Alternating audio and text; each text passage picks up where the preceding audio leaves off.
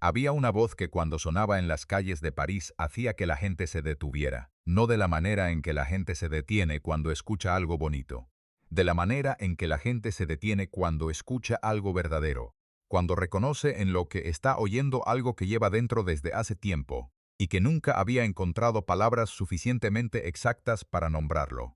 Era una voz pequeña en el sentido físico del término, producida por un cuerpo que no llegaba al 1,5 metros y que pesaba menos de 40 kilos en sus mejores años. Y era al mismo tiempo la voz más grande que Francia había producido en el siglo XX, la más capaz de llenar un espacio, cualquier espacio, desde una esquina del barrio de Belleville hasta el Carnegie Hall de Nueva York, con algo que no era simplemente música, sino algo más parecido a la verdad sin filtro de lo que significa ser humano, y haber amado y haber perdido y seguir viviendo de todas formas, porque la alternativa es no vivir y eso todavía no. Murió a los 47 años. Había vivido suficiente para 10 vidas ordinarias y no había vivido lo suficiente para terminar con el dolor que le había acompañado desde el principio. Desde antes del principio, en realidad. Desde antes de que tuviera edad para entender que el mundo podía ser de otra manera y que lo que le había tocado a ella no era lo que le tocaba a todo el mundo. Bienvenidos a Historias de Ídolos, soy Daniel Montague, y hoy hablamos de Edith Piaf, de la mujer que convirtió el sufrimiento en arte con una consistencia que ningún otro artista del siglo XX igualó, de la mujer que amó de una manera que destruía todo lo que tocaba, incluyéndose a ella misma, de la mujer que cantó "No me arrepiento de nada" en 1960, y que lo decía en serio, de una manera que resulta casi imposible de creer cuando se conoce la historia de lo que había tenido que no arrepentirse. Para entender lo que llegó a ser hay que volver al principio, a una ciudad que en los libros de historia tiene glamour y en las calles tiene miseria, a una niña que aprendió antes de saber caminar que el mundo no había sido diseñado pensando en ella. Era el año 1915. París estaba en guerra de una manera que las generaciones posteriores, acostumbradas a las guerras que ocurren en otros lugares, no pueden imaginar completamente. Los hombres jóvenes morían en las trincheras del norte de Francia a una velocidad que los periódicos habían dejado de reportar con precisión, porque la precisión habría resultado insoportable. Las mujeres que se quedaban en la ciudad hacían lo que podían con lo que tenían, que en los barrios pobres del este de París no era mucho. El 10 de diciembre de 1915, en una calle del barrio de Belleville que olía a carbón y a col cocida y a la pobreza específica de los lugares donde la pobreza lleva suficiente tiempo instalada para haberse convertido en paisaje, nació Edith Giovanna Gassion. Su madre, Annetta Maillard, era cantante callejera de origen italo-berberisco, que tenía 19 años y ninguna capacidad práctica para criar a un bebé en las circunstancias en que se encontraba. Su padre, Louis Gassion, era acróbata callejero que en ese momento estaba en el frente de guerra cumpliendo con la obligación que el Estado francés sí consideraba más urgente que cualquier obligación paterna que pudiera tener. Annetta no sabía qué hacer con un bebé. No en el sentido abstracto de que no sabía cómo cuidarlo, aunque eso también era verdad, sino en el sentido más concreto de que no tenía dónde criarlo, no tenía con qué alimentarlo y no tenía la estructura emocional necesaria para hacer el esfuerzo que requería intentarlo. Lo que hizo con Edith fue lo que hacen las personas que se enfrentan a una situación que supera su capacidad sin tener a nadie que les ayude a manejarla. Lo dejó con su propia madre, la abuela materna de Edith, en una habitación de Belleville que tenía las mismas características de pobreza que el resto del barrio más algunas adicionales. La abuela materna era alcohólica. No funcionalmente alcohólica, en el sentido en que esa expresión se usa para describir a las personas que beben demasiado, pero que todavía pueden gestionar las responsabilidades básicas de una vida. Alcohólica en el sentido en que el alcohol había reemplazado a la mayoría de las otras cosas que hacen que una vida sea algo más que una serie de días que se suceden sin dirección particular. Edith pasó los primeros años de su vida en esa habitación con esa mujer. Los detalles que se conocen de ese periodo son escasos y proceden principalmente de lo que la propia Piaf contó décadas después, con la distancia y la transformación que el tiempo opera sobre los recuerdos más dolorosos. Lo que se sabe con certeza es que las condiciones eran de una precariedad que los servicios sociales de la época habrían considerado inadecuadas si los servicios sociales de la época hubieran prestado atención a lo que ocurría en las habitaciones de Belleville donde vivían las personas que no tenían conexiones ni recursos ni nadie que abogara por ellas. Louis Gassion regresó del frente en 1917. Encontró a su hija en condiciones que le perturbaron lo suficiente como para tomar una decisión. Se la llevó. No a un hogar propio, porque no tenía uno en el sentido convencional del término. Se la llevó a la única estructura familiar que tenía disponible. A su madre, la abuela paterna de Edith, que regentaba un burdel en Normandía. El burdel de la abuela Gassion en Bernay, Normandía, era un establecimiento que en el vocabulario de la época se llamaba casa de tolerancia y que en el vocabulario de cualquier época es exactamente lo que era. Un lugar donde las mujeres vendían lo único que el mercado de los lugares sin opciones pone a la venta cuando todo lo demás se ha agotado. Las mujeres que trabajaban allí conocían a Edith desde que llegó siendo un bebé de 2 años y la trataron con una ternura que contrastaba con el contexto y que la niña absorbió la gratitud de quien ha tenido tan poco afecto que cualquier cantidad resulta extraordinaria. Fue en ese burdel donde Edith pasó los años que en condiciones normales son los años de la escuela y de los amigos del barrio, y de la construcción gradual de una identidad que tiene algo que ver con el lugar en que uno crece y con las personas que lo rodean. Los años que dejan marca, no porque sean los más dramáticos, sino porque son los más formativos. Los años en que el mundo enseña sus reglas básicas y en que la persona aprende, con la plasticidad de la infancia, lo que puede esperar de él. Lo que Edith aprendió en esos años era una versión particular de esas reglas. Aprendió que el afecto es posible en los lugares más inesperados, que las personas que el mundo margina pueden ser extraordinariamente generosas con las que tienen cerca, que la dureza de las circunstancias no es incompatible con la ternura en las relaciones personales. Y aprendió también, de maneras que no habría podido articular pero que quedaron registradas en algún lugar más profundo que la memoria consciente, que el amor y la pérdida tienden a venir juntos, que las cosas buenas no duran de manera que pueda confiarse en su permanencia, que el mundo puede quitarte lo que tienes en cualquier momento, y que la única respuesta inteligente a eso es no apegarte demasiado a nada. Era exactamente la lección equivocada para alguien con la naturaleza de Edith Gassion, porque Edith Gassion era, en el sentido más literal y más inevitable de la expresión, alguien que no podía no apegarse, que amaba con una totalidad que no dejaba nada en reserva, que entregaba todo lo que tenía en cada amor, que encontraba con la generosidad irreflexiva de quien no ha aprendido todavía, que la generosidad sin límites es también una forma de autodestrucción. Esa contradicción entre lo que había aprendido que era seguro hacer y lo que era incapaz de no hacer definió cada relación amorosa de su vida. Y hubo muchas. A los 3 años, Edith desarrolló una queratitis que la dejó prácticamente ciega durante casi 4 años. No hay certeza médica sobre la causa exacta de la condición.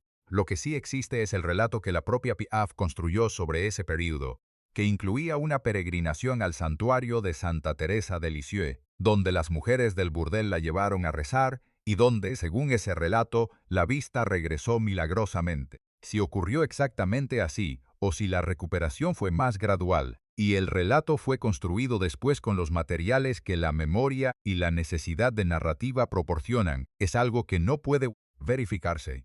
Lo que sí puede decirse con certeza es que ese período de ceguera, real en sus consecuencias, aunque su recuperación sea discutible en sus detalles, dejó en Edith algo que sus biógrafos han señalado repetidamente como central en su manera de estar en el mundo. Una intensidad en la percepción sensorial que podía haber sido la compensación de quien ha pasado años sin ver, y que cuando recupera la vista mira el mundo con una atención que los que siempre han visto no tienen razón para desarrollar, y una relación con lo sobrenatural y con la fe que persistió durante toda su vida de maneras que sorprendían a las personas de su entorno que la conocían principalmente por otros aspectos de su personalidad. Piaf fue creyente durante toda su vida, no de una manera convencional o institucional, de la manera en que son creyentes las personas que han necesitado creer en algo, porque las alternativas disponibles eran insuficientes. Llevaba medallas religiosas.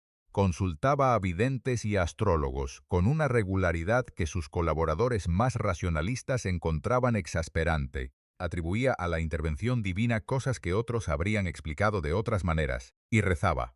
Rezaba con la seriedad de alguien para quien la oración no es un gesto sino una conversación real con algo que escucha y que a veces responde.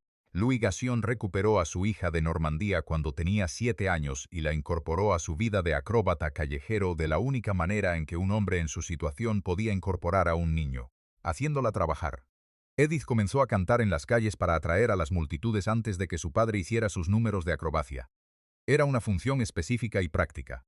La niña cantaba. La gente se acercaba, el padre hacía sus acrobacias, la niña pasaba el sombrero, la gente daba lo que daba, la familia comía. Cantar en las calles de París no era lo que un observador externo habría llamado una formación musical.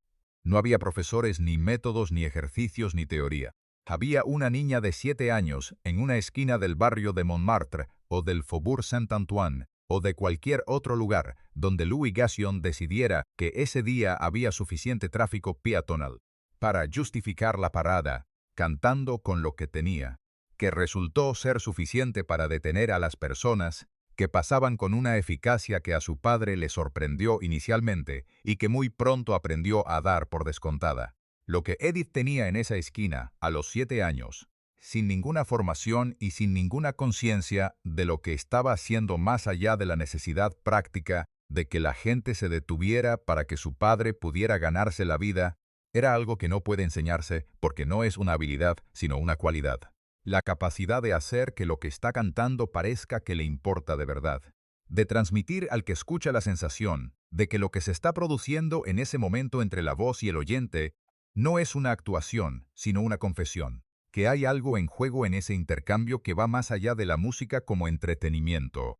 Era verdad en el sentido más literal. A Edith le importaba de verdad. Cantaba con todo lo que tenía porque todo lo que tenía era lo único que podía ofrecer.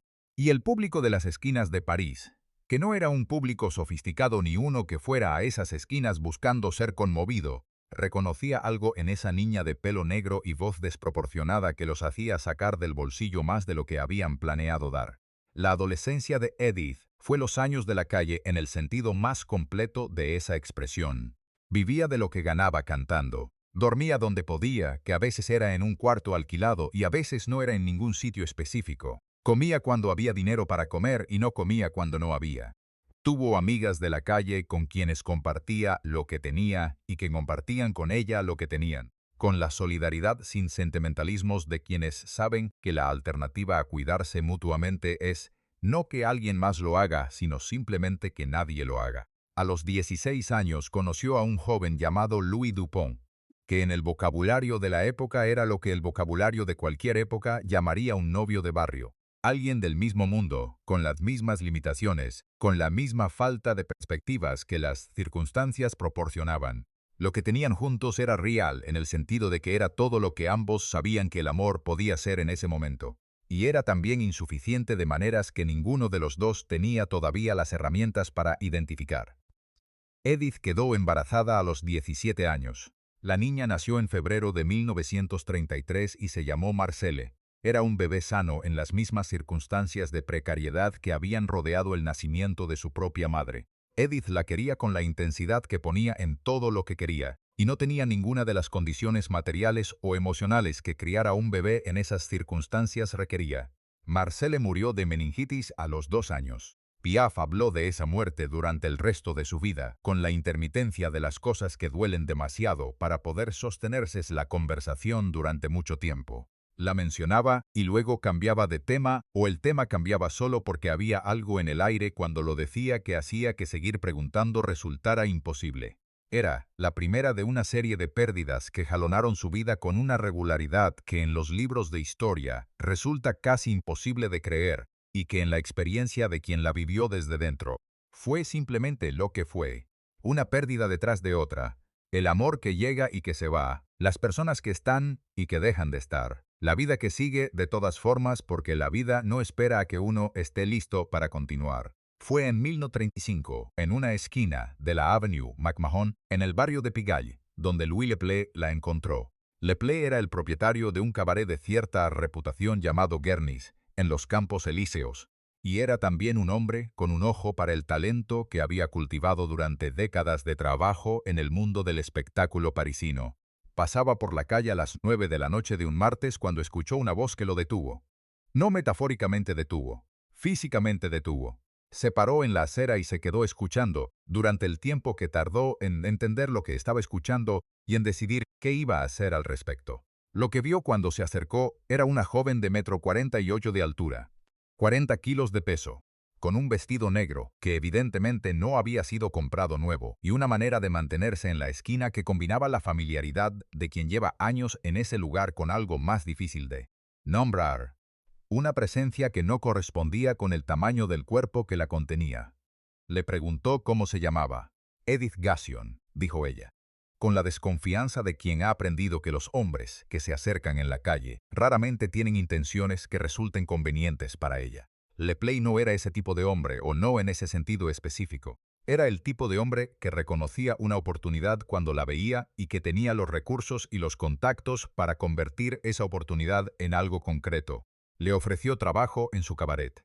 Edith dudó.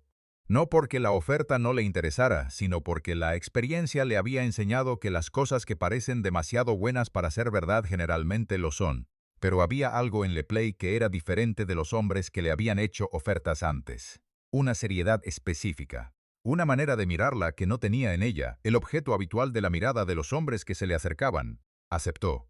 Louis LePlay la preparó para el Guernis con la atención de alguien que entiende exactamente lo que tiene entre manos y que no quiere estropearlo con prisa. Le dio un nombre artístico. Edith Gassion se convirtió en la Mont Piaf, la gorrión, el pájaro pequeño.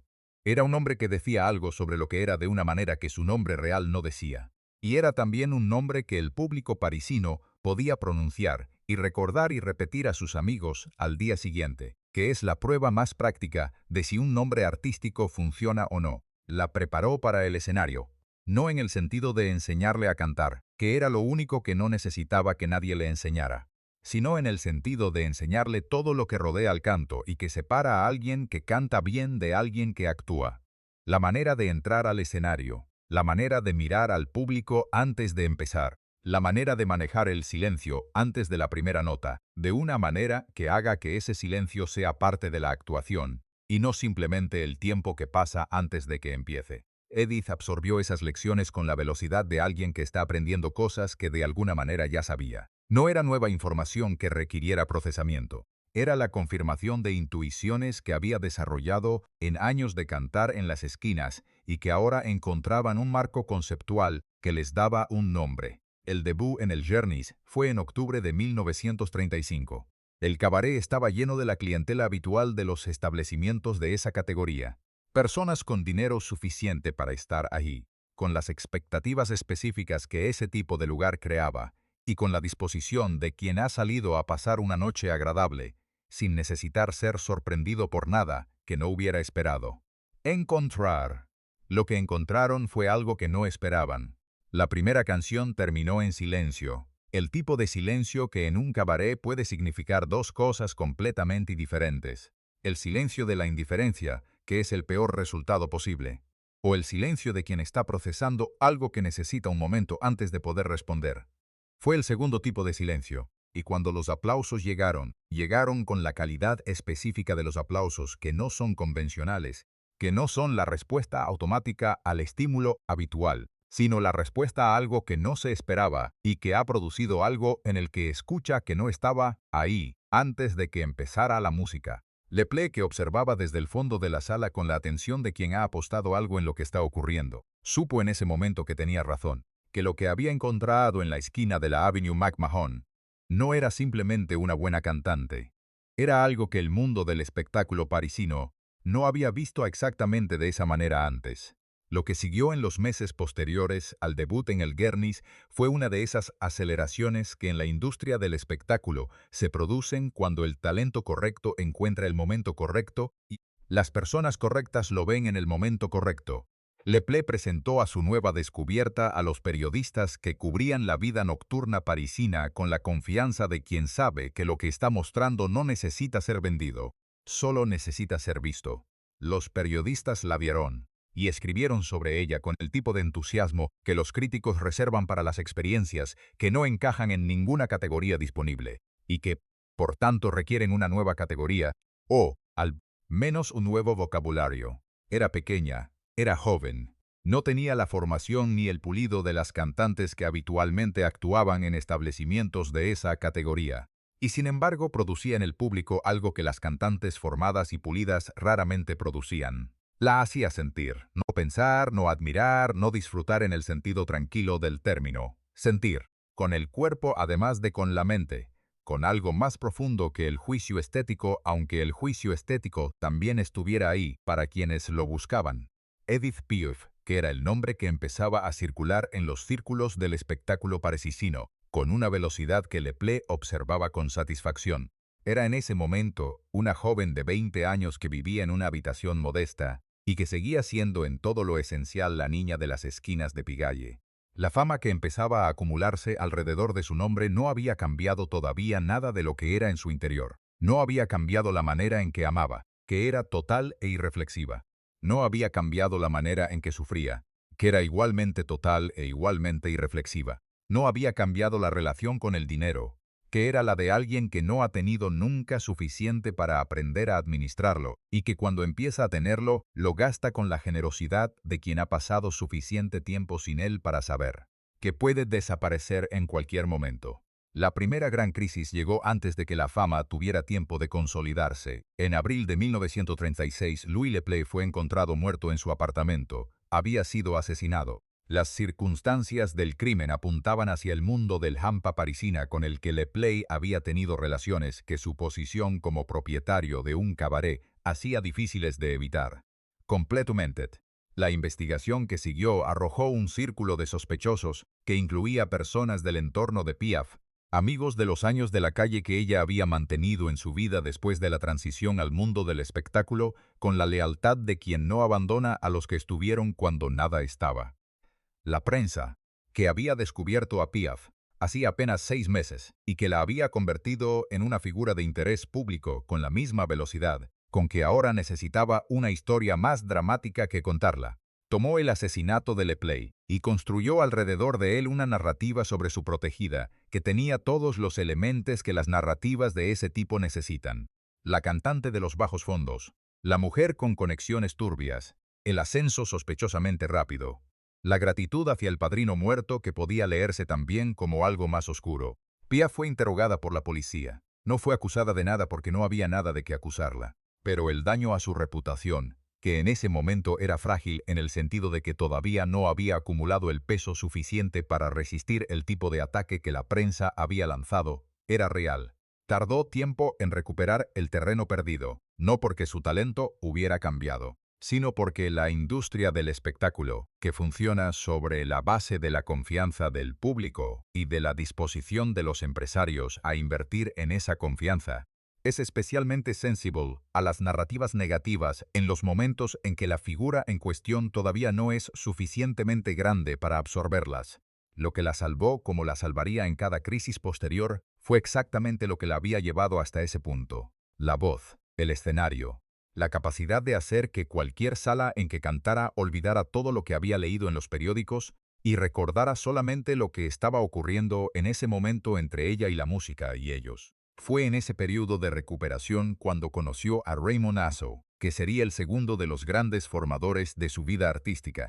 Asso era compositor y letrista, un hombre que entendía la canción francesa de una manera que iba más allá de la competencia técnica y que llegaba a algo más cercano a la filosofía. Entendía que la canción popular en Francia no era simplemente entretenimiento, sino una forma específica de comunicación emocional, que tenía sus propias convenciones y sus propias posibilidades, y cuando se manejaba con la inteligencia necesaria, podía producir algo que duraba más que cualquier moda. Asso vio en Piaf lo que Leplé había visto antes que él, pero lo vio de una manera diferente. Donde Leplé había visto el talento bruto y había encontrado la manera de presentarlo, Asso vio el talento bruto y encontró la manera de desarrollarlo, de darle un repertorio que estuviera a la altura de lo que esa voz podía hacer con él, de encontrar canciones y escribir canciones que fueran lo suficientemente específicas en su emoción para que Piaf pudiera habitarlas con la misma autenticidad con que habitaba todo lo que cantaba. La relación entre los dos fue también una relación amorosa, porque Piaf no sabía relacionarse con los hombres importantes de su vida de ninguna manera que no incluyera el amor. Era una cualidad que sus colaboradores aprendieron a aceptar como parte de lo que le hacía ser lo que era, y que sus amantes aprendieron a temer como parte de lo que le hacía ser lo que era. Amaba con todo. No había versión moderada del amor de Edith Piaf disponible para nadie que se acercara suficientemente. Aso le dio algo que nadie le había dado antes en el plano artístico: la seriedad, la exigencia, el convencimiento de que lo que ella tenía era suficientemente extraordinario para merecer el nivel de trabajo y de preparación que solo se aplica a las cosas que se toman en serio. Piaf, que había cantado en las esquinas porque necesitaba comer y que había cantado en el Journeys porque Le Play se lo había pedido, aprendió con Aso a pensar en lo que hacía como algo que tenía una dimensión artística que requería atención y esfuerzos sostenidos. Era la lección más importante que recibió después de la de Le Play, y la integró con la misma velocidad voraz con que integraba todo lo que se le enseñaba cuando venía de alguien a quien respetaba. En 1937 debutó en el ABC, la sala de Music Hall parisina, que en ese momento era el equivalente de lo que Carnegie Hall sería años después en Nueva York. El escenario que separaba a los artistas de los grandes artistas, el lugar donde el público parisino que entendía de música acudía a verificar si lo que había oído sobre alguien era verdad o era solamente publicidad. Lo que encontraron esa noche era verdad. Era más que verdad. Era la cosa para la que la palabra verdad resulta insuficiente porque es demasiado pequeña para contener lo que estaba ocurriendo en ese escenario. Piaf cantó durante 2 horas con una intensidad que el público del ABC, que era un público que había visto muchas cosas y que tenía los estándares que produce la experiencia, recibió de una manera que los críticos que estaban presentes describieron al día siguiente con el tipo de lenguaje que los críticos raramente usan porque raramente encuentran algo que lo justifique. Dijeron que era inevitable, que cuando Piaf cantaba el resultado era inevitable en el sentido de que no podías resistirte a lo que te estaba haciendo sentir aunque quisieras, que era como la gravedad, como el frío, como las cosas que son lo que son independientemente de lo que uno piense al respecto. Era el comienzo de algo que no tenía precedente en la historia de la canción francesa, no en términos de popularidad, aunque la popularidad llegaría y sería masiva, sino en términos de lo que significaba para las personas que la escuchaban.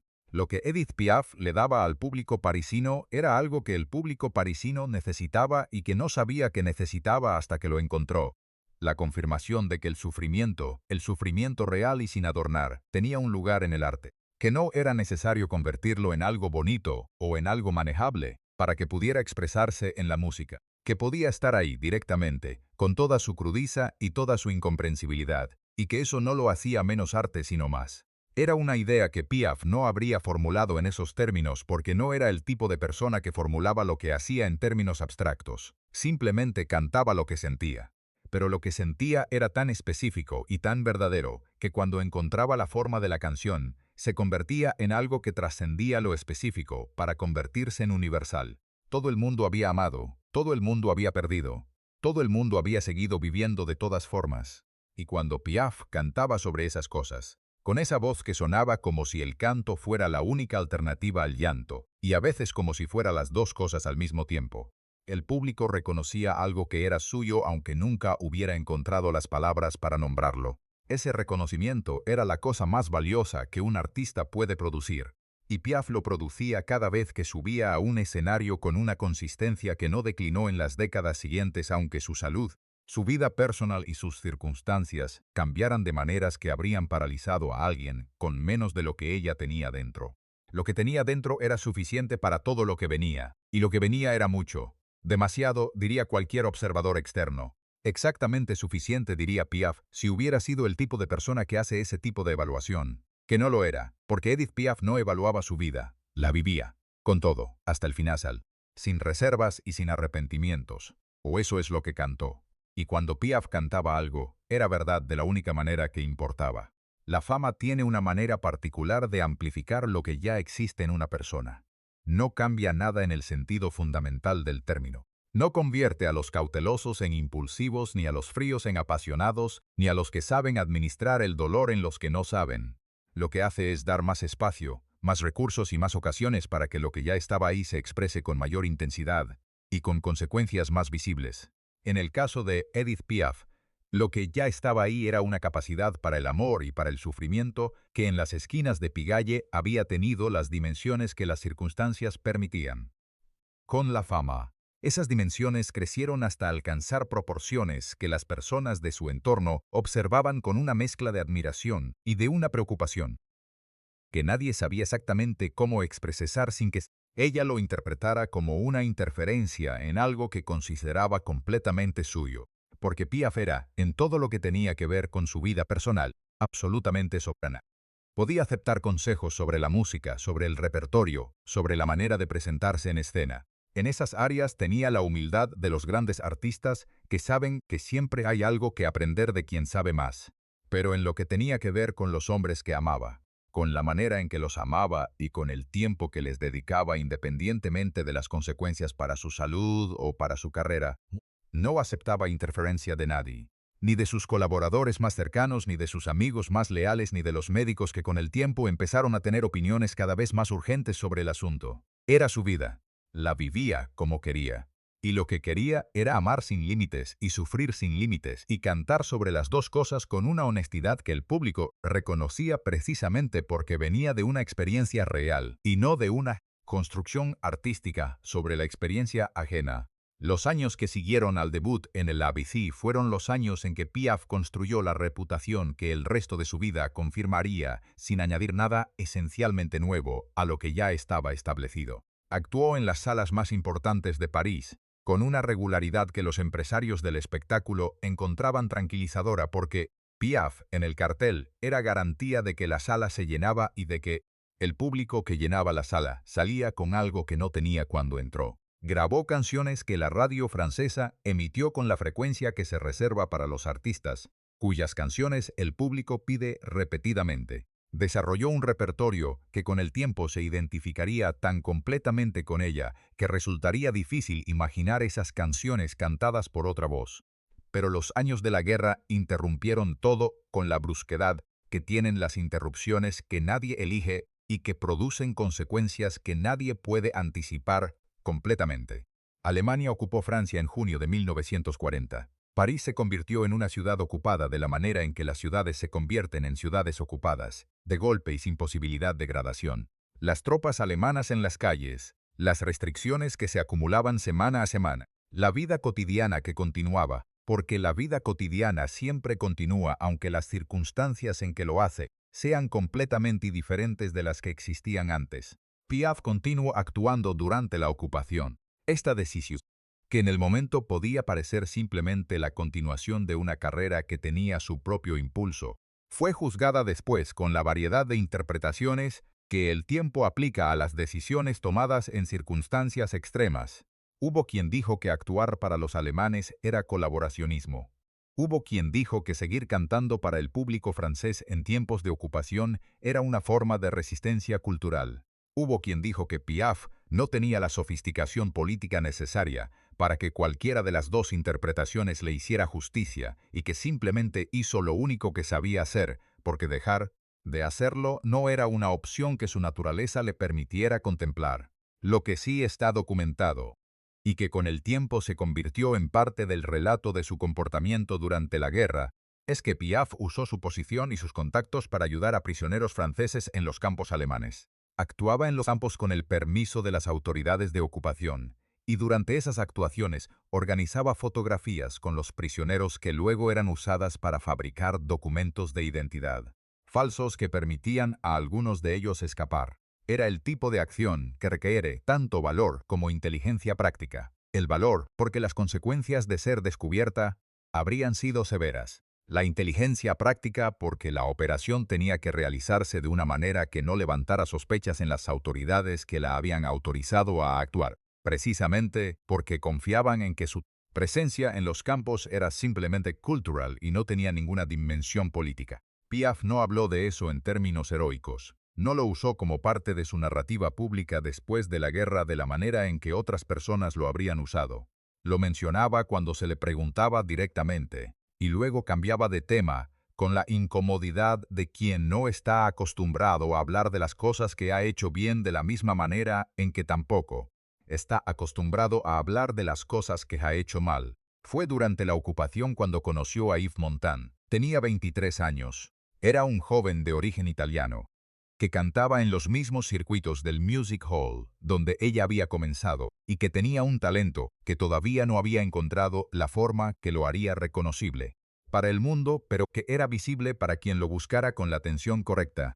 Piaf lo buscó con la atención correcta y con algo más que la atención. Lo eligió como protegido, como amante y como proyecto personal, con la generosidad total de alguien que cuando decide dar algo, no evalúa previamente cuánto le va a costar darlo. Le enseñó lo que sabía sobre el escenario, sobre el repertorio, sobre la manera de construir una relación con el público que durara más que una actuación. Le abrió puertas que sin ella habrían permanecido cerradas durante años más. Y lo amó con la misma totalidad con que amaba todo lo que amaba. Montand aprendió lo que Piaf le enseñó con la velocidad de alguien que tiene la inteligencia necesaria para entender lo que se le está dando y la ambición suficiente para usarlo. Y cuando estuvo listo, cuando la carrera que ella había contribuido a construir tenía sus propios cimientos sólidos, siguió adelante. No de manera cruel, no con la deliberación de quien ha planeado una traición, de la manera en que siguen adelante las personas que han llegado al punto de su desarrollo, en que el maestro ya no puede darles lo que necesitan para continuar creciendo y en que quedarse se convertiría en una forma de estancamiento que ninguno de los dos querría admitir. Piaf lo entendió, o se esforzó en entenderlo, que no es exactamente lo mismo. Había una parte de ella que entendía perfectamente la lógica de lo que había ocurrido y que incluso podía sentir algo parecido al orgullo por lo que Montand había llegado a hacer con su ayuda. Y había otra parte, más profunda y más vieja y más resistente a los argumentos racionales, que lo vivió como una confirmación de lo que llevaba sabiendo desde los años de Belleville, que las cosas buenas no duran, que las personas que uno ama se van, que el amor y la pérdida son la misma cosa vista desde dos momentos diferentes de la misma experiencia. No habló mal de Montand después. Ese era uno de los rasgos de su carácter, que las personas que la conocían bien señalaban como una de las pocas consistencias absolutas en una vida que tenía pocas consistencias absolutas. Nunca habló mal de los hombres que había amado después de que la relación terminara. Los defendía cuando otros los criticaban en su presencia. Encontraba razones para justificar lo que habían hecho, aunque esas razones le costaran algo admitirlas. Era una generosidad que en el contexto de las pérdidas que había sufrido resultaba extraordinaria y que decía algo sobre la naturaleza fundamental de Piaf que ninguna de las historias de sufrimiento que constituían su leyenda podía contradecir completamente. Era, en el fondo y a pesar de todo, alguien que elegía el amor sobre el resentimiento, no porque fuera fácil, porque era lo único que tenía sentido para ella. Marcel Cerdan llegó en 1947 y fue el amor de su vida en el sentido en que esa expresión puede usarse sin hipérbole cuando se aplica a Edith Piaf. No fue el primero ni el último, pero fue el que ocupó un espacio diferente del que habían ocupado todos los demás y todos los que vendrían después, el que ella misma reconocería durante el resto de su vida, como la experiencia central de todo lo que había vivido en el territorio del amor. Marcel Cerdan era en ese momento el mejor boxeador de Francia y uno de los mejores del mundo. Hijo de emigrantes españoles nacido en Argelia, había construido una carrera extraordinaria a base de una combinación de talento físico y de una determinación que los que lo vieron pelear describían como la cualidad que distingue a los grandes. Campeones de los buenos boxeadores, la capacidad de seguir cuando el cuerpo dice que no puede más, de encontrar en algún lugar que no es exactamente el cuerpo, sino algo detrás del cuerpo, el recurso adicional que la lógica dice que no existe. Era también un hombre casado, con 3 hijos, cuya familia vivía en Marruecos. Este detalle, que en cualquier descripción objetiva de la situación, debería haber sido el primer elemento de una evaluación realista de las posibilidades. Fue exactamente el tipo de detalle que Piaf no consideraba cuando amaba, o más exactamente, que consideraba y luego decidía que no era suficiente razón para no amar, porque las razones para no amar nunca habían sido suficientemente convincentes para ella. El amor llegaba y ella lo recibía, sin condiciones previas, sin evaluación de costos y beneficios, sin la prudencia que las personas que han aprendido de sus pérdidas anteriores desarrollan como mecanismo de protección. Se conocieron en Nueva York, en el mundo del espectáculo y del deporte profesional, que en esa ciudad específica y en ese periodo específico. tenían más puntos de contacto de lo que podría esperarse. La atracción fue inmediata en el sentido en que las atracciones de esa magnitud son siempre inmediatas. No gradual, no construidas sobre conversaciones que van revelando compatibilidades, sino instantánea y irreversible de la manera en que son irreversibles las cosas que uno reconoce, antes de poder explicar por qué las reconoce. Cerdan era todo lo que Piaf había amado antes en versiones distintas, y algo más que no había encontrado antes. Era gentil. No de la manera en que son gentiles los hombres que usan la gentileza como herramienta de seducción, sino de la manera en que son gentiles los hombres que lo son porque no conciben ser otra cosa. Era físicamente imponente de una manera que, en contraste con la pequeñez de Piaf, creaba una imagen que la prensa fotografiaba con la frecuencia que reserva para las imágenes, que dicen algo que las palabras no pueden decir tan eficientemente. Y era completamente leal en el sentido de que cuando estaba con ella, estaba completamente con ella, sin la distracción dividida de los hombres que están en un lugar mientras piensan en otro. Piaf lo amó con todo lo que tenía, que era, como siempre, más de lo que cualquier relación puede contener sin que algo empiece a desbordarse. El 28 de octubre de 1949, Marcel Cerdan tomó un avión en París con destino a Nueva York. Piaf lo había llamado. Le había pedido que viniera antes de lo planeado porque lo necesitaba. Cerdan, que tenía sus propios compromisos en Europa y que había planeado cruzar el Atlántico en barco la semana siguiente, cambió sus planes porque cuando Piaf pedía algo era difícil decirle que no. No porque ejerciera presión de manera consciente, sino porque había algo en la naturaleza de su necesidad que hacía que satisfacerla pareciera más urgente que cualquier otra consideración. El avión que tomó Cerdan era un Lockheed Constellation de Air France, que hacía escala en las Azores antes de continuar hacia Nueva York. En las Azores, durante la escala, el avión tuvo problemas que los registros de la época documentan con la sequedad técnica de los informes de accidente. El avión intentó continuar. No llegó a su destino. Se estrelló contra el pico de la isla de São Miguel a las 4 de la madrugada del 28 de octubre de 1949. Los 48 pasajeros y la tripulación murieron. Piaf estaba en Nueva York cuando recibió la noticia. Lo que ocurrió en las horas que siguieron fue descrito por las personas que estaban con ella con el vocabulario del que disponen los testigos de algo que supera la capacidad ordinaria del lenguaje para contenerlo. No fue el colapso dramático que el cine usa para representar el dolor extremo, porque el dolor extremo raramente tiene la forma dramática que el cine le da.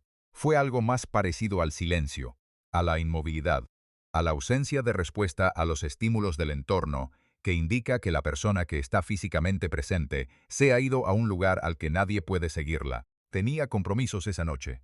Una actuación en el Versailles, el cabaret de Nueva York donde tenía residencia en ese período. Sus colaboradores dieron por sentado que no actuaría, que era físicamente imposible que actuara, que cualquier persona en su situación, habiendo recibido esa noticia hace horas, no podía subir a un escenario y cantar. Subió al escenario, cantó, no porque fuera insensible al dolor, sino porque el escenario era el único lugar donde el dolor tenía una forma que podía sostenerse.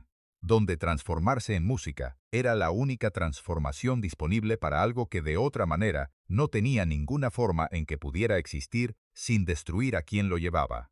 El público del Versailles no sabía lo que había ocurrido. Algunos lo supieron después y describieron esa actuación como la más extraordinaria que habían presenciado en su vida. No porque hubiera sido técnicamente perfecta, sino porque había en cada nota algo que reconocieron sin saber exactamente qué estaban reconociendo. Algo que venía de un lugar al que normalmente no hay acceso. El lugar donde el dolor y el arte se vuelven indistinguibles el uno del otro porque los dos son la misma cosa expresada de maneras diferentes. La muerte de Cerdan fue el punto de inflexión que dividió la vida de Piaf en dos periodos que los biógrafos señalan, con la nitidez que tienen los límites que no admiten ambigüedad. Antes de Cerdan, después de Cerdan, no porque dejara de amar después de él. Amó muchas veces más, con la misma totalidad de siempre, porque esa totalidad era constitutiva de lo que era, y no podía modificarse por mucho que la experiencia argumentara a favor de la moderación, sino porque algo en su relación con el sufrimiento cambió después de esa pérdida, de una manera que las personas de su entorno podían percibir, aunque no siempre pudieran articular exactamente qué era, lo que había cambiado. Antes de Cerdan, el sufrimiento de Piaf era el motor de su arte, lo que alimentaba la intensidad de sus interpretaciones. lo que hacía que cuando cantaba sobre el amor y la pérdida, el público sintiera que lo que estaba escuchando venía de un lugar de experiencia real, y no de la construcción imaginativa de alguien que describe lo que no ha vivido completamente. Después de Cerdan, el sufrimiento siguió siendo el motor, pero la relación de Piaf con él cambió. Se volvió más deliberada, más buscada, como si la pérdida de Cerdan hubiera confirmado algo que siempre había sabido y que ahora no podía pretender que no sabía, que el amor termina, que las personas se van, que la única manera de no perder lo que se ama es no tenerlo en el primer lugar, y que esa solución era una que no estaba disponible para ella porque dejar de amar era dejar de ser Edith Piaf. Así que amó y sufrió y cantó sobre las dos cosas, con una intensidad que en los años que siguieron a la muerte de Cerdan, alcanzó una escala que los que la conocían de cerca observaban con la preocupación que produce ver a alguien consumirse de una manera que no tiene nombre médico preciso, pero que es completamente visible. El cuerpo empezó a dar señales en los años 50. No de golpe, sino con la acumulación gradual de los efectos de una vida que había sido extraordinariamente intensa en todos sus aspectos. Los accidentes de tráfico. El primero en 1951, que le fracturó 2 costillas y un brazo, y que la dejó con dolores que los médicos de la época trataron con morfina, con la generosidad que los médicos de la época aplicaban a ese tratamiento, específico antes de entender completamente sus consecuencias. El segundo en 1952, que agravó las lesiones anteriores y que aumentó la dependencia a los analgésicos que el primero había iniciado. La morfina y luego otros analgésicos más potentes se convirtieron en parte de la vida de Piaf, de la manera en que se convierten en parte de la vida de las personas que empiezan a tomarlos por razones médicas legítimas y que descubren que el alivio que producen no es solamente físico, que el dolor que mitigan no es solamente el de las costillas fracturadas o el brazo lesionado, que hay un dolor más difuso y más persistente que el físico para el que esas sustancias también resultan temporalmente eficaces. No era una decisión que Piaf tomara conscientemente, era el resultado de una serie de pasos cada uno de los cuales parecía razonable en el momento en que se daba, y que en conjunto producían algo que ninguno de esos pasos individuales habría producido. Solo. Era la historia de la dependencia en su forma más comprensible y más humana. No la de alguien que busca deliberadamente el escape, sino la de alguien que encuentra el alivio donde puede y que no tiene los recursos para evaluar el precio a largo plazo cuando el dolor a corto plazo es suficientemente intenso. Las personas de su entorno lo veían, algunos lo decían. Ella escuchaba con la paciencia de quien entiende que los que le hablan lo hacen con buena intención y con la certeza interior de que lo que le están diciendo no cambia nada fundamental. Que el dolor existía independientemente de lo que tomara para manejarlo, que la alternativa a manejarlo de alguna manera era no manejarlo, y que no manejarlo no era una opción que su naturaleza le permitiera contemplar, porque tenía que seguir cantando y no podía cantar si el dolor físico era suficientemente intenso como para impedírselo. En 1952 se casó con Jacques Pils, un cantante con quien había desarrollado una relación que tenía la temperatura específica de las relaciones que se construyen sobre la familiaridad del mundo, compartido más que sobre la intensidad de la atracción que había caracterizado sus grandes amores anteriores. Era un matrimonio que las personas de su entorno recibieron con una mezcla de alivio y de escepticismo. El alivio de quien ve que alguien que ha sufrido mucho encuentra algo que se parece a la estabilidad. El escepticismo de quien conoce suficientemente bien a Piaf para saber que la estabilidad no era exactamente lo que ella buscaba, aunque fuera lo que a veces decía buscar. El matrimonio duró hasta 1956. No fue un fracaso en el sentido dramático de los fracasos que dejan ruinas visibles. Fue el tipo de terminación que ocurre cuando dos personas comprenden simultáneamente que lo que tienen no es suficiente para sostener lo que se supone que debe sostener, y que la honestidad de reconocerlo es preferible a la comodidad de no reconocerlo. Lo que sí ocurrió durante esos años, y que resultó ser más duradero que el matrimonio, fue la decisión de buscar tratamiento para la dependencia a los analgésicos, no una vez, varias veces, con la inconsistencia que caracteriza los intentos de tratamiento de algo que no tiene solución, simple y que requiere más de lo que cualquier episodio de tratamiento puede proporcionar en el tiempo, que Piaf estaba dispuesta a dedicarle antes de que la necesidad de volver al escenario se impusiera sobre cualquier otra consideración, porque el escenario siempre se imponía, era la constante que organizaba todo lo demás. Los tratamientos podían interrumpirse, los amores podían terminarse, la salud podía deteriorarse. El escenario no podía fallar porque sin el escenario no había Edith Piaf en ningún sentido que importara. Y Piaf sabía eso de una manera que no requería articulación, porque era simplemente verdad, y las verdades simples no necesitan ser articuladas.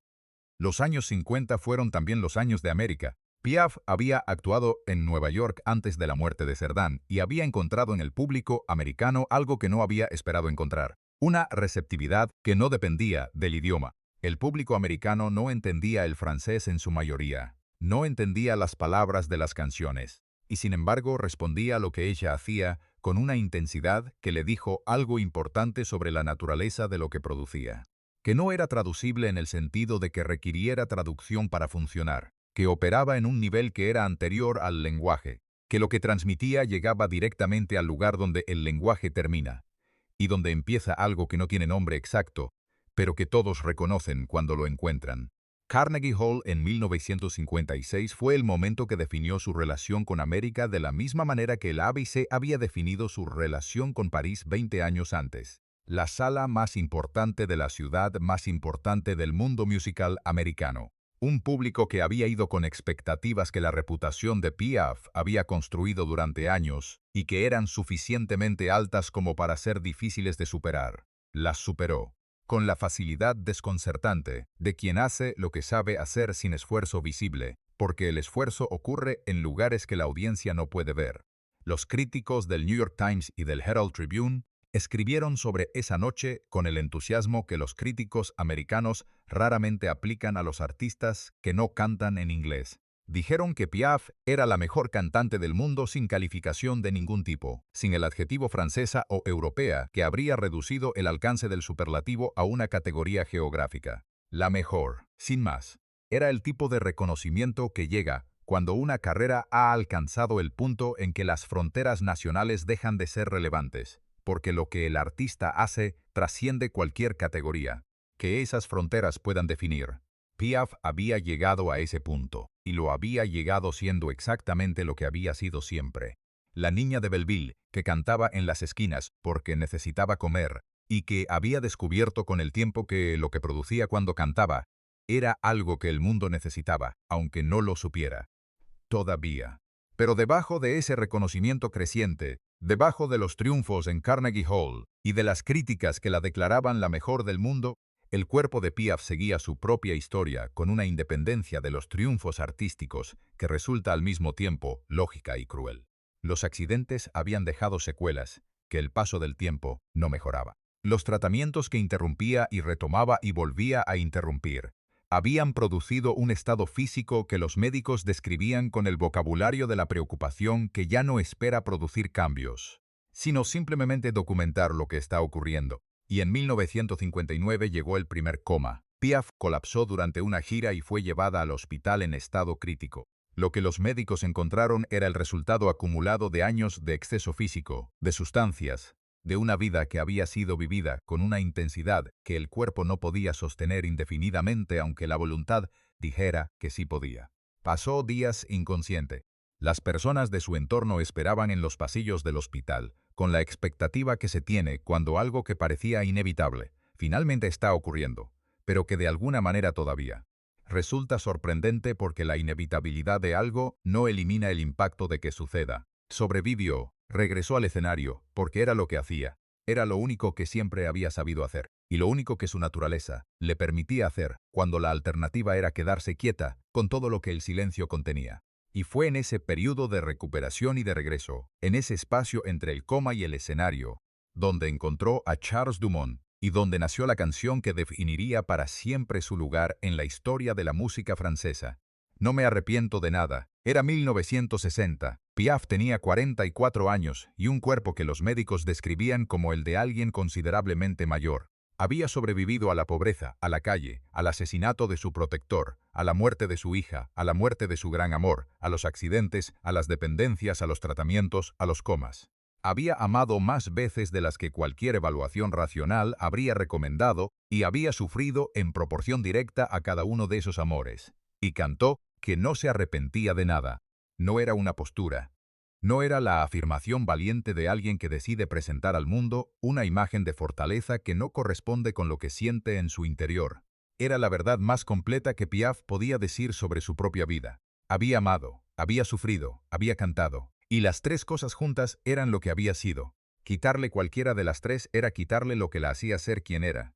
Y quien era lo único que tenía, lo único que siempre había tenido. No se arrepentía de nada, lo decía en serio. Y cuando Piaf decía algo en serio, el mundo lo escuchaba y lo recordaba. Y lo seguiría recordando mucho después de que la voz que lo cantó se hubiera apagado de la única manera en que las voces como la suya se apagan. Demasiado pronto, con demasiado todavía por decir, con el escenario todavía esperando y el público todavía listo, y la canción siguiente todavía posible si el cuerpo hubiera podido sostener lo que la voz y el alma todavía tenían para dar. Pero eso vendría después. Y lo que vendría después era la parte de la historia que nadie que la conociera quería contar, porque era la parte que no tenía la grandeza de los triunfos ni la intensidad de los grandes amores. Era simplemente el final, con todo lo que los finales tienen de inevitable y de insuficiente al mismo tiempo. Hay finales que el mundo acepta porque tienen la forma que los finales deben tener. El héroe que muere en batalla, el artista que se consume en su última obra maestra, la persona extraordinaria que llega al límite de lo que puede darse y se detiene en ese límite con una dignidad que el mundo puede fotografiar y recordar. Y hay finales que el mundo no sabe exactamente cómo manejar porque no tienen esa forma, porque son simplemente el agotamiento gradual de algo que fue demasiado intenso durante demasiado tiempo y que al final no tiene más que dar, no porque haya terminado de querer dar, sino porque el instrumento que daba se ha gastado más allá de lo que puede repararse. El final de Edith Piaf fue del segundo tipo. No fue dramático en el sentido cinematográfico del término.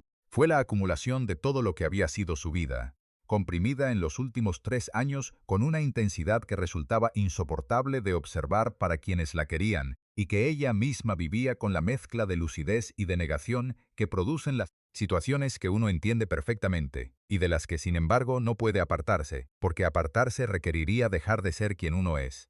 Tenía 44 años en 1060 cuando grabó Non, Je ne regrette rien. 44 años y un cuerpo que los médicos que la trataban describían en sus informes con el vocabulario clínico, que oculta la magnitud de lo que está describiendo detrás de la precisión. Técnica de los términos médicos: artritis reumatoide severa, cirrosis hepática en estado avanzado, dependencia a los analgésicos que los tratamientos repetidos no habían conseguido resolver de manera duradera. Y algo más que los informes médicos no capturaban completamente porque no tenía un nombre en el vocabulario de la medicina. El agotamiento de alguien que ha vivido con la intensidad de 10 vidas en el espacio de una y que no sabe cómo reducir esa intensidad porque reducirla sería reducir lo que es. Theo Sarapo llegó en Misenesiwon. Tenía 26 años. Ella tenía 45. La diferencia de edad era de 19 años, y era el tipo de diferencia que la prensa francesa, que llevaba décadas observando la vida amorosa de Piaf, con la atención que le dedicaba a los asuntos que el público encontraba irresistiblemente fascinantes, no podía ignorar. Theo Lamboucas, que adoptó el nombre artístico de Theo Sarapo, era de origen griego. Había llegado a París con la ambición de hacerse cantante, y había encontrado en Piaf primero a la maestra, y luego algo más que la maestra, con la velocidad que caracterizaba las relaciones de Piaf. Cuando decidía que algo o alguien era lo que necesitaba en ese momento, las personas de su entorno reaccionaron con la mezcla de preocupaciones que la situación generaba de manera inevitable. Preocupación genuina por ella, que estaba claramente enferma y que la intensidad de una nueva relación amorosa iba a costarle en términos de energía que su cuerpo no tenía reservas para proporcionar. Preocupación sobre las intenciones de él, que era muy joven, y que había aparecido en el momento en que la fama de Piaf, aunque algo disminuida por los años de enfermedad, seguía siendo suficiente para representar una oportunidad de una escala que pocas personas jóvenes y sin nombre en el mundo del espectáculo podían acceder de otra manera. Theo Sarapo demostró con el tiempo que las preocupaciones sobre sus intenciones eran injustas. Lo que le dio a Piaf en los últimos años de su vida era exactamente lo que ella necesitaba, y era genuino de la manera en que son genuinas las cosas que se dan sin esperar reciprocidad, porque la reciprocidad no es posible dadas las circunstancias. Le dio presencia, le dio cuidado cotidiano, El tipo de atención práctica y constante que requiere alguien cuya salud se deteriora de manera progresiva y que necesita que alguien esté ahí no solo en los momentos importantes, sino en los ordinarios, que son los que más cuestan cuando se está enfermo. Le dio la sensación de que todavía era amada no como leyenda sino como persona. Que había alguien para quien Edith Gassion, la mujer, importaba independientemente de lo que Edith Piaf, la artista, pudiera o no pudiera hacer todavía. Se casaron en octubre de 1962. La ceremonia fue discreta por las circunstancias de salud de Piaf, que no le permitían el tipo de evento público que cualquier boda de Edith Piaf habría requerido en condiciones normales. Las fotografías que se tomaron ese día muestran a una mujer que pesa menos de 40 kilos, cuyas manos están deformadas por la artritis, cuya cara refleja la acumulación de todo lo que ha sido su vida en las marcas que esa vida ha dejado en el cuerpo que la ha contenido, y que está sonriendo, con la sonrisa de alguien que ha encontrado algo que no esperaba encontrar tan cerca del final. Algo que se parece a la paz, aunque no sea exactamente la paz, porque la paz completa nunca fue una categoría disponible en la vida de Edith Piaf. Siguió actuando. Era la única respuesta que conocía para cualquier situación y era también, en esa etapa de su vida, la única que podía darle lo que ninguna otra cosa podía darle. La sensación de que todavía era capaz, de que el cuerpo que la traicionaba en cada otra área de su vida todavía podía hacer lo único que importaba hacerlo. Subir a un escenario y cantar de una manera que hiciera que el público sintiera algo que no sentía antes de que ella empezara. Los espectáculos de esos últimos años fueron descritos por los que los presenciaron con un tipo específico de dificultad, que no es el de la emoción sino el de algo más complicado. La dificultad de ver a alguien que es claramente grande, haciendo algo que claramente le cuesta demasiado, y que sin embargo lo hace de todas formas porque la alternativa es rendirse y rendirse. Es algo que esa persona pueda hacer, aunque el cuerpo lo esté pidiendo con una insistencia que ya no admite ignorarse completamente. Había noches en que Theo la llevaba al escenario prácticamente cargándola. Noches en que el dolor era suficientemente intenso como para que subir los escalones del escenario requiriera un esfuerzo que el público que esperaba en la sala no podía ver, pero que las personas en los bastidores observaban con la impotencia de quien sabe que no puede hacer nada útil en ese momento excepto estar ahí por si acaso hace falta. Piaf llegaba al micrófono y abría la boca y lo que salía era todavía Edith Piaf. Disminuida en potencia comparada con los años de gloria. Distinta en textura de lo que había sido en el Abbey o en Carnegie Hall, pero reconocible, inconfundiblemente suya, con ese algo que no tenía nombre exacto pero que el público reconocía de inmediato como la razón por la que había comprado su entrada, y que recibía con la clase silencio que precede a los aplausos. Más sinceros. Eran actuaciones que los críticos más compasivos describían como extraordinarias en el contexto de las circunstancias, y que los críticos menos compasivos describían con términos que tenían la crueldad específica de quienes aplican estándares absolutos a situaciones que los estándares absolutos no están equipados para evaluar. Piaf no leía las críticas en ese período, no porque hubiera aprendido a ignorarlas, sino porque no tenía energía para nada que no fuera lo estrictamente necesario para seguir haciendo lo que hacía. Lo estrictamente necesario era actuar, lo demás era accesorio. El último concierto fue en marzo de 1963, en Lille, en el norte de Francia. Una ciudad que tenía su propia relación con la historia del music hall francés y que esa noche recibió a Piaf con la calidez de un público que sabía, aunque no lo dijera en voz alta, porque decirlo en voz alta habría requerido admitir algo que nadie quería admitir, que lo que estaba viendo podía ser la última vez.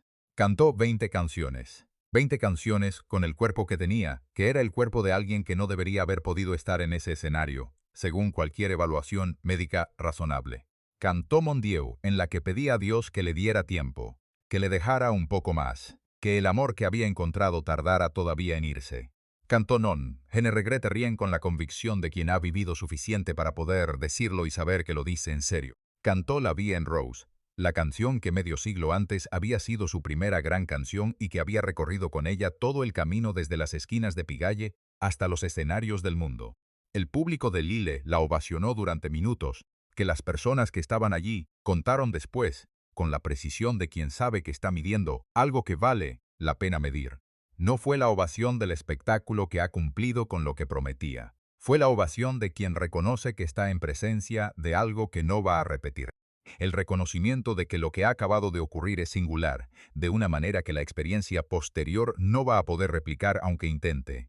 Piaf salió del escenario con la ayuda de Theo. Subió al automóvil que la esperaba, y no volvió a actuar nunca más. Los últimos meses fueron en Place Cassier, en la Costa Azul, donde Theo había alquilado una villa con la esperanza de que el clima del sur de Francia fuera más gentil con el cuerpo de Piaf que el de París. Era un pensamiento razonable, que la realidad recibió con la indiferencia que la realidad aplica a los pensamientos razonables cuando ya ha tomado sus propias decisiones sobre el asunto. Piaf pasó esos meses en la villa rodeada de las personas más cercanas de su vida. Theo, que no se separaba de ella. Algunas amigas de los años del Music Hall, que venían a visitarla con la regularidad de quien sabe que el tiempo disponible para esas visitas es limitado aunque nadie lo diga en voz alta, y la compañía de su propia memoria, que en esos meses de quietud forzada era más activa que nunca, hablaba de Cerdán, no constantemente, no de manera que resultara agotadora para quienes la escuchaban, sino con la intermitencia de los recuerdos, que son demasiado grandes para vivir permanentemente en la superficie de la conciencia, pero que tampoco pueden mantenerse completamente hundidos. Lo mencionaba y luego seguía hablando de otra cosa, como si Cerdán fuera un punto de referencia hacia el que su pensamiento regresaba de manera natural cuando el hilo de lo que estaba diciendo encontraba el camino de vuelta hacia lo que había importado. Más, hablaba también de la música, de canciones que quería grabar, de proyectos que todavía existían en su imaginación como posibilidades, aunque el cuerpo los hiciera imposibles como realidades. Era la negación de quien sabe la verdad, pero que ha decidido que negarla es preferible a admitirla porque la admisión requeriría un tipo de rendición que no está dentro de lo que es capaz de hacer. Había algo en esa negación que las personas que la querían encontraban al mismo tiempo desgarradora y completamente coherente con quien había sido siempre. Edith Piaf había vivido negándose a rendirse ante la pobreza, ante los rechazos, ante las pérdidas, ante el dolor. Rendirse al final, incluso cuando el final era evidente para todos los que la rodeaban, habría sido una inconsistencia que su naturaleza no podía tolerar. Así que no se rindió. Hasta el final, no se rindió. El 10 de octubre de 1963, Edith Piaf murió en la villa de Place Cassier. Tenía 47 años. La causa oficial fue un aneurisma de aorta, que es la manera técnica de describir algo que el cuerpo había estado anunciando durante años, con señales que los médicos documentaban y que Piaf ignoraba con la consistencia de quien ha decidido que los anuncios del cuerpo son menos relevantes que lo que el escenario requiere. Theo estaba con ella. Fue lo último que vio. Al hombre que le había dado en los últimos años lo que ninguno de los grandes amores de su vida había podido darle de manera sostenida. La presencia, la constancia, el cuidado que no se interrumpe cuando el objeto del cuidado deja de ser quien era en sus mejores momentos y se convierte en algo más vulnerable y más difícil de querer sin el glamour de la grandeza. La noticia llegó a París con la velocidad que tienen las noticias que el mundo estaba esperando aunque no lo admitiera. Jean Cocteau, el escritor y artista que era uno de los grandes de la cultura francesa de ese período, recibió la noticia y sufrió él mismo un infarto poco después. Murió ese mismo día. Como si algo en el mundo que había contenido a Edith Piaf hubiera decidido que su ausencia requería un ajuste que iba más allá de lo que cabía esperar. El funeral en París fue uno de los más concurridos de la historia de la ciudad. 40.000 personas acompañaron el cortejo. No 40.000 seguidores organizados en un evento público. 40.000 personas que fueron porque querían ir, porque sentían que algo que había sido parte de sus vidas durante décadas había desaparecido, y que había algo en estar presente en ese momento que importaba de una manera que no podían articular. Completamente, pero que no podían ignorar. Las flores cubrían el ataúd de una manera que los fotógrafos de la época documentaron con la atención que se presta a las imágenes que saben que van a durar más que cualquier descripción verbal. El cementerio de Père Lachaise, donde fue enterrada, recibe todavía hoy a visitantes que vienen específicamente a su tumba, con la regularidad de quienes hacen una peregrinación a un lugar que tiene para ellos un significado que va más allá de lo turístico. La Iglesia Católica se negó inicialmente a celebrar una misa en su honor por razones que tenían que ver con aspectos de su vida privada que la institución consideraba incompatibles con sus estándares. Era una decisión que decía algo sobre la institución y sobre los estándares que aplicaba de manera selectiva, y que tenía una ironía particular dado que Piaf había sido creyente durante toda su vida, que había llevado medallas religiosas y había rezado, y había atribuido a la intervención divina su recuperación de la ceguera infantil, y había buscado en la fe algo que la razón no podía. Proportional. Fue enterrada sin la bendición oficial que había pedido, con 40.000 personas que la acompañaron de todas formas, porque hay reconocimientos que no requieren la validación de las instituciones para ser completos. Lo que dejó no puede medirse con las herramientas habituales con que se mide el legado de los artistas. No en términos de álbumes vendidos, aunque los álbumes vendidos fueron muchos. No en términos de premios recibidos, aunque los premios llegaron con la abundancia que el talento de esa escala justifica. No en términos de influencia sobre los artistas que vinieron después, aunque esa influencia fue y sigue siendo medible en la manera en que las cantantes francesas y no francesas de las generaciones siguientes hablan de su trabajo cuando se les pregunta qué las formó. Lo que dejó era algo más difícil de medir y más fácil de reconocer. Había demostrado que el sufrimiento real y sin adornar y sin la distancia protectora que el arte usualmente interpone entre la experiencia y su expresión, podía ser el material de la obra de arte más grande, que no era necesario transformar el dolor en algo más manejable para que pudiera existir en la música, que podía estar ahí directamente, con toda su crudeza, y que esa presencia directa no lo hacía menos arte sino más verdadero. Y que la verdad en el arte, cuando es suficientemente completa y suficientemente valiente, produce en quien la recibe algo que ninguna otra cosa puede producir. Esa demostración cambió algo en la manera en que la música popular entendió lo que podía hacer. No de un día para otro, no de manera que pudiera señalarse un momento específico en que el antes y el después fueran claramente distinguibles, sino de la manera gradual y profunda en que cambian las cosas que cambian, porque alguien hizo algo que nadie había hecho antes de esa manera y que una vez hecho resultó imposible ignorar. La vida en Rose. La vie en Rose es la canción que más se asocia con su nombre, la que más personas de más países han escuchado, la que ha aparecido en más películas y más anuncios y más momentos culturales colectivos que cualquier otra canción que haya escrito o interpretado. Es también, de cierta manera, la más engañosa de todas sus canciones, no porque sea falsa, sino porque su título sugiere algo que la vida de Edith Piaf raramente fue. La vida en rosa. La vida vista a través del filtro del amor que todo lo pinta de un color que el amor proporciona y que sin el amor no existe. Era una descripción de un estado que Piaf conocía. Lo había conocido con Cerdan, en las horas y los días en que estar con él hacía que el resto del mundo tuviera exactamente la temperatura y el color que la canción describía.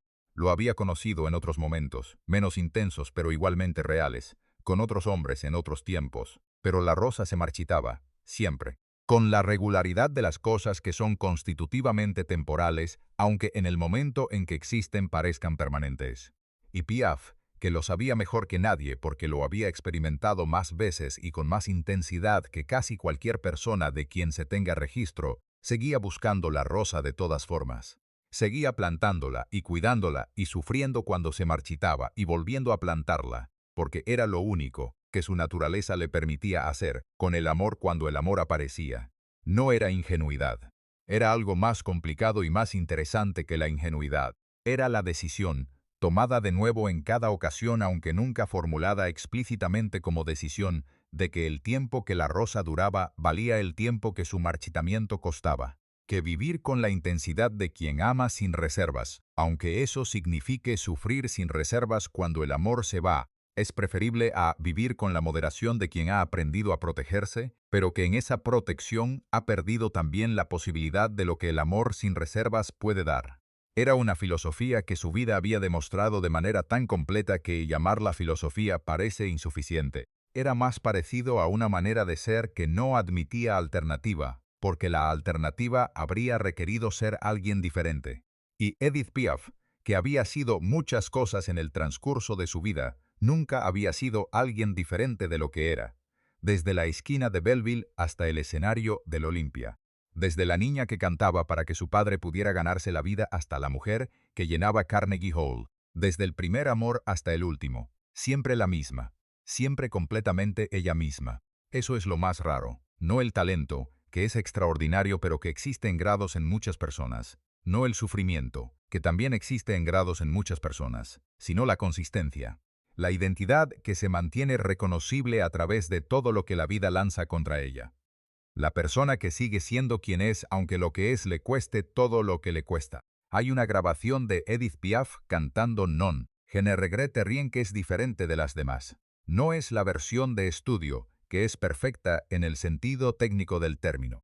Es una grabación en vivo de uno de los últimos años de su vida, cuando la voz ya no tenía la potencia de los años de gloria, y cuando el cuerpo que la sostenía era claramente el de alguien que está dando lo que le queda con la conciencia de que lo que queda no es mucho.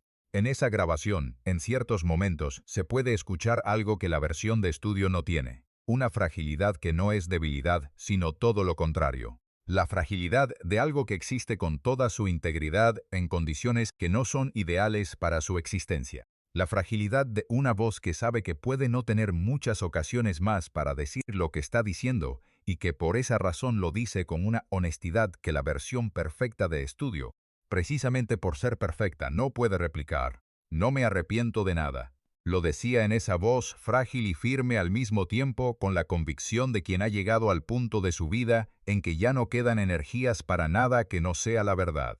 La infancia en Belleville, la madre que se fue, el padre que la usó para ganarse la vida, la hija que murió a los 2 años, los amores que llegaron y se fueron, Cerdan en el avión que no llegó, el cuerpo que se gastó antes de tiempo, las sustancias que aliviaron y destruyeron al mismo tiempo, los escenarios que la sostuvieron cuando nada más podía. No me arrepiento de nada. Si se escucha con suficiente atención, si se deja que esa grabación específica llegue al lugar donde llegan las cosas que son verdaderas antes de que lleguen las que simplemente suenan bien, se puede entender algo que las biografías y los análisis críticos y los documentales no pueden decir con la misma eficiencia que esa voz. Se puede entender que Edith Piaf no fue una tragedia, fue una vida. Una vida completa en el sentido en que son completas las vidas que se viven sin reservas, que dan todo lo que tienen, que no guardan nada para más adelante, porque más adelante nunca fue una categoría en la que Piaf pudiera confiar. 47 años. Suficiente para 10 vidas ordinarias, insuficiente para todo lo que todavía quería dar, exactamente lo que fue, sin añadir ni quitar nada. Sin la rosa que dura más de lo que las rosas duran, sin el final que la historia debería tener si la historia fuera justa. Solo la voz, solo la canción, solo la verdad de alguien que amó demasiado y sufrió demasiado y cantó sobre las dos cosas con una honestidad que el mundo lleva 60 años sin saber cómo responder excepto escuchando. Escuchando y reconociendo en lo que escucha algo que es suyo, aunque no pueda explicar exactamente por qué lo es. Algo que está en un lugar anterior al lenguaje y posterior a la razón. Algo que lleva el nombre de Edith Piaf, aunque ese nombre no sea suficiente para contenerlo completamente. Nunca lo fue. Nunca ningún nombre es suficiente para contener lo que contiene cuando pertenece a alguien que fue de verdad lo que fue. Si esta historia te dejó algo que no sabías que necesitabas escuchar, ya sabes lo que puedes hacer. Suscríbete al canal, no como gesto automático, sino porque cada suscripción le dice al algoritmo que este tipo de contenido, las historias reales contadas sin quitarles las partes que las hacen verdaderas, merece llegar a más personas. Y si hay alguien en tu vida que debería escuchar la historia de Edith Piaf, comparte este vídeo. Es la manera más directa de hacer que este trabajo llegue a donde debe llegar. Nos vemos en la próxima historia.